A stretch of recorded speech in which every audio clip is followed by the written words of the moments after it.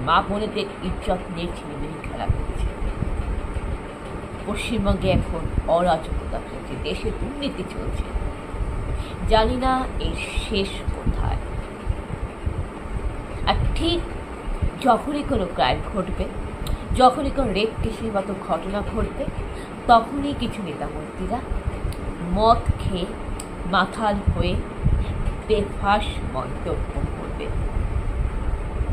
কেউ কেউ বলছে মেয়েটি ওখানে যদি না যেত তাহলে এই ঘটনা ঘটত না। মেয়েটি ওখানে কি করছিল? একজন নেতা তো বলে গেল মেয়েটি সন্ধ্যে 7:30 অবধি ওখানে কি করছিল, সে ওখানে সে কেন গেছিল, ওখানে না গেলে এই ঘটনা ঘটত না। আবার এটাও বলছে কোনো বান্ধবী, কোনো মহিলা সহকর্মী যদি তার সাথে থাকতো তাহলে এই অন্যায় নাকি হতো না। এবার আমি এই প্রশ্নের একটা সঠিক উত্তর দিই, সেটা আমি আপনাদের সামনে শেয়ার করছি। ওটা আইন কলেজ, ল কলেজ। আর কোনো ছাত্রী আইন কলেজে নিশ্চয়ই মশা মাছি ঝাড়ু করতে চায় না বা মশা মাছি তাড়াতে চায় না। তাদের স্বপ্ন থাকে তারা উকিল হবে, অ্যাডভোকেট হবে, দেশের জন্য কাজ করবে, সবার জন্য কাজ করবে। তাই তারা আইন পড়তে চায়, কারণ তাদের জীবন লক্ষ্য ওটাই। তারা আইন নিয়ে পড়াশোনা করতে চায়, তারা আইন শিখতে চায়। আর এই ঘটনাটি ঘটেছে আইন কলেজের মধ্যেই, আইন কেন্দ্রের মধ্যেই, সাউথ সিটি কলকাতা, কসবা ল কলেজের ঘটনা। আর নির্যাতিতা মেয়েটি একজন হবু আইনজীবী যিনি ল নিয়ে পড়াশোনা করছেন। তাই মেয়েটি তো ল কলেজে যাবেই, তাকে যেতেই হবে। এবং সে সেখানে পড়তে গেছে, সে আইন পড়তে গেছে।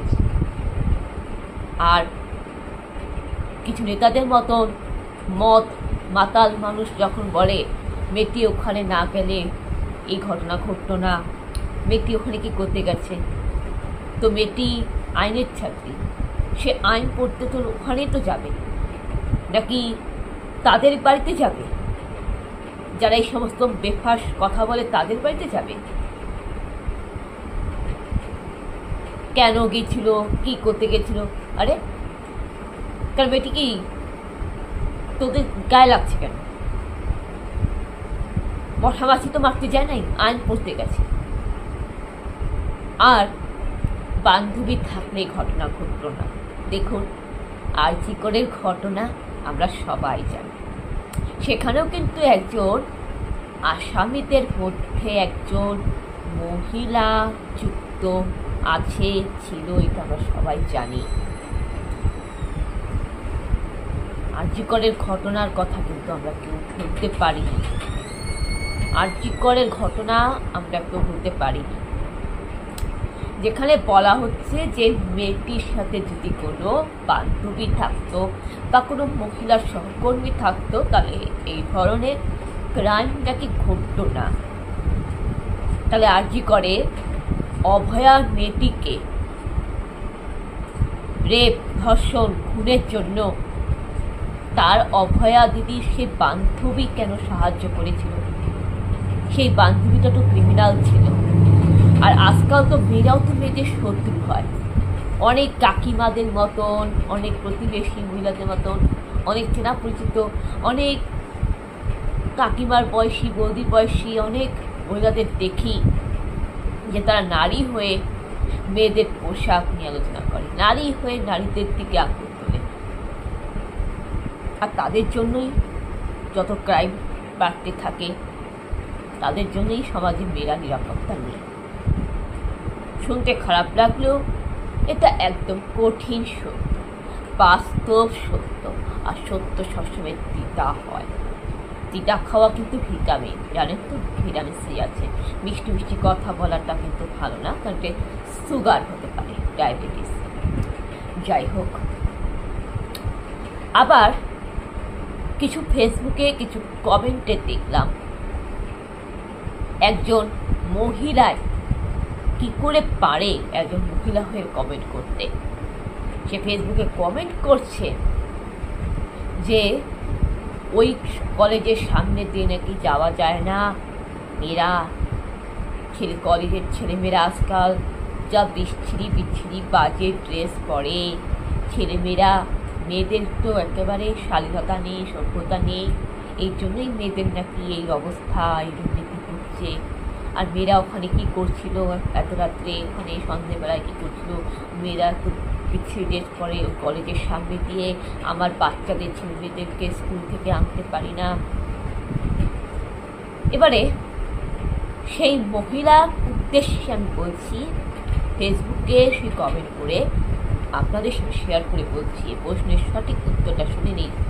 যে এটা ঠিক যে নর্মাল যে কলেজে সব সাবজেক্ট নিয়ে পড়াশোনা হয়, যেখানে তোমার বিএ, এমএ, বিএসসি, বিকম নিয়ে পড়াশোনা হয়, সেখানে ছেলেমেয়েরা তাদের স্বাধীনতা আছে, তাদের ব্যক্তিগত স্বাধীনতা আছে।